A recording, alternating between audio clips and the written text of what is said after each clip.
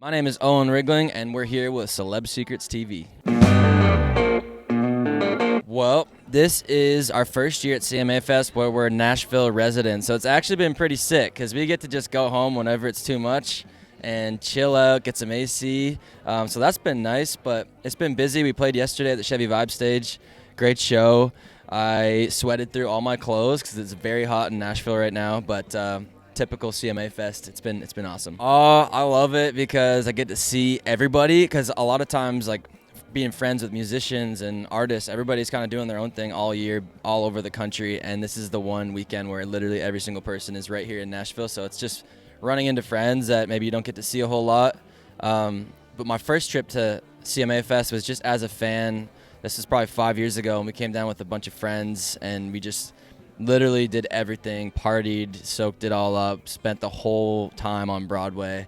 And every year after that, it's gotten a little bit more, like, refined, and I kind of know where I want to go and what I want to do and who I want to see, and obviously playing as well. So it's been fun. Yeah, this album is very much like a kind of a concept. I took a break in last year and just wrote for 6 or 8 months and just really tried to find the songs that told my story and where I'm at right now, which is just on the road and trying to figure out who I am away from my hometown and the people I grew up with. And that's kind of where I was centered at for most of my life, and that's where my first project is born from, Bruce County. So yeah, And the Feeling is like an evolution of me, and I think since I've put that album out, I've also just grown, even though it's only been a couple months. But yeah, it's just me just learning, and I think I'm starting to figure it out. An easy way for me to stay connected is having a fan club from my small town that follows me around to like every show I go to, and there's a bunch of them here that were at the show yesterday. So yeah, I got like a crew that literally comes everywhere and follows us around, so that definitely keeps me grounded. We try to get home as much as possible as well, and yeah, that's it. I had like manifested that day for a long time and dreamt about getting to make my Opry debut for a long time, and I thought I'd be able to breeze through the day and it was gonna be this awesome, exciting day, which it was, but I was also very freaking nervous the entire day. And leading up to stepping in the circle, like, I think it just holds so much weight knowing the meaning behind it and all the other people who've been in the circle before me. So I was super nervous, but hopefully next time at the Opry those nerves are a little lower, and then each time they continue to, and I can just kind of soak it up a bit more, because I was freaking out on stage. Yeah, so we had these songs and we kind of took a step back when we were trying to figure out the visual side of the record, and the songs were lending themselves to being this like road trip.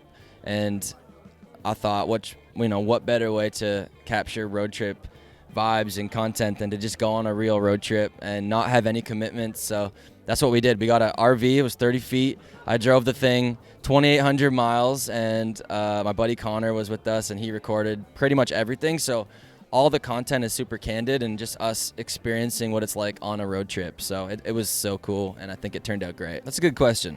I haven't really thought about that before because I'm so like just taking it day by day right now.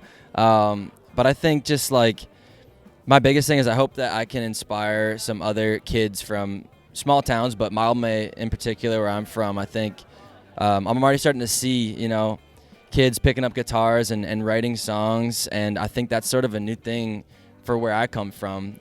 And I just wanna be sort of that guy that can carve a path and just show people that it's possible to kind of do it. So yeah, probably the Opry when I was standing in the circle. That was one. Getting to open for like Luke Bryan and play at the Ryman and just do all these things that I never thought in a million years would ever happen to me. There's been several moments where I've just had to like catch my breath a little bit and be like, holy crap, this is crazy. Yeah, we've gotten to perform most of the record now. I think one of my favorites is a song called Going Missing. It just has this like swampy, fun, like, I don't know, it's just gritty, and I feel like the crowd kind of just starts moving like this when that song's playing. It's so fun to play, and also it's brand new, so whenever we get to play new music on stage, it's so much fun. If you wondered why the album is, it sounds real.